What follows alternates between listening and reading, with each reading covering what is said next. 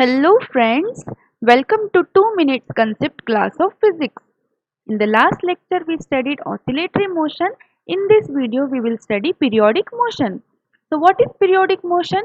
The motion, process or phenomena which repeats itself in equal intervals of time is known as periodic motion.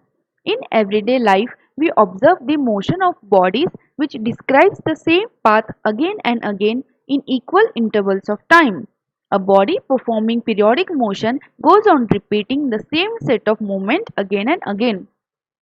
अगर किसी motion में किसी fixed interval के बाद वो मोशन रिपीट होता है उस मोशन को हम पीरियोडिक मोशन कहते हैं. The time taken for such one set of movement is called as periodic time. The rotational motion of any body with constant angular velocity is periodic motion, and such rotation is completed in equal intervals of time.